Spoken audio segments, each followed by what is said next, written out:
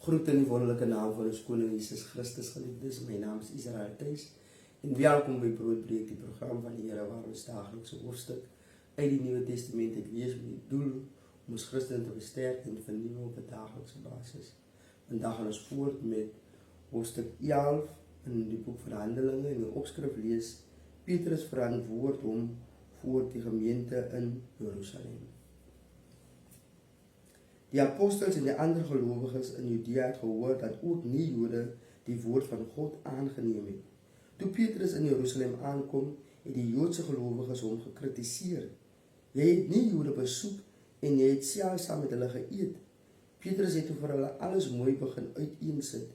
Ek was in Joppe besig om te bid toe ek in geestesvervoering 'n gesig gesien het hy gesê. Iets soos 'n groot doek wat aan sy 4 punte neergelaat word, het uit die hemel afgekom, en dit het tot by my gekom. Toe ek in die doek het sien ek daarin allerhande aardse diere, wilde diere en reptiele, en ook voëls. Toe hoor ek 'n stem wat vir my sê: staan op Petrus, slag en eet. Nooit nie, Here, het ek geantwoord. Iets wat onrein is, het nog nooit my mond binne gegaan nie. 'n tweede keer het 'n stem uit die hemel gereageer: wat God rein gemaak het, mag jy nie onrein ag nie. Dit het 3 keer gebeur en daarna is alles weer in die hemel opgetrek. Presies op daardie tydstip het 3 mans wat van Caesarea af gestuur was, by die huis aangekom waar ons tuis was. Die Gees het vir my gesê dat ek saam met hulle moet gaan en dat ek nie moet aarzel omdat hulle nie Jode was nie. Ek het toe saam met hierdie 6 medegelowiges gegaan en ons het die man wat my laat haal het, sy huis binne gegaan. Hy het vir ons vertel hoe hy die engel in sy huis sien staan het, wat vir hom sê: stuur mense Joppe toe en laat vir Simon met die naam Petrus daar haal. Hy het 'n boodskap vir jou waardeur jy gered sal word, jy en jou hele huishouding. Ek het net begin om die goeie nuus aan hulle te vertel. Toe kom die Heilige Gees op hulle net soos op ons in die begin.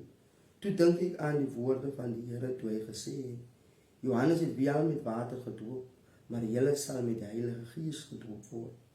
Aangesien God dan dieselfde geskenk aan die nie-Jode gegee het as aan ons toe ons tot geloof in die Here Jesus Christus gekom het, watter reg het ek om God te keer?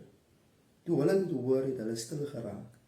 Hulle het God begin prys en gesê: God het selfs nie-Jode tot inkeer gebring om aan hulle die lewe te gee.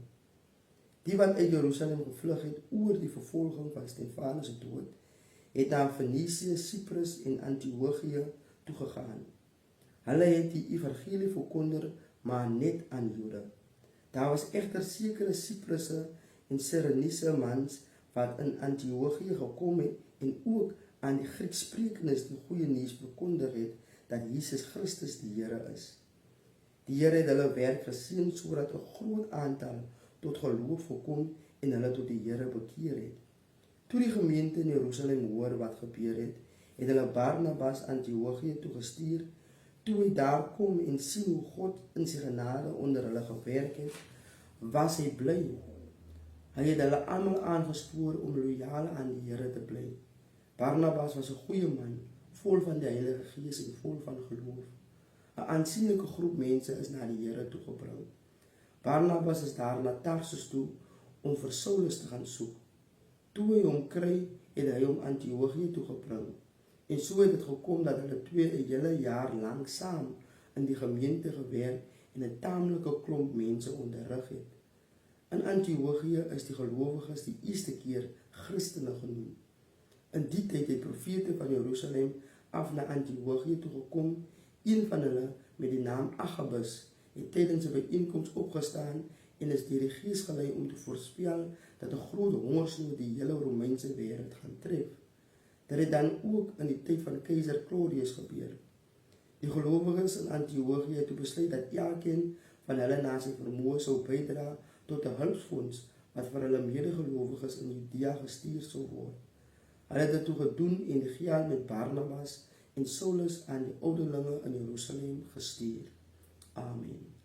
En daar het ons die geskrewe woord van God, geliefdes, onthou, die Here is lief vir u.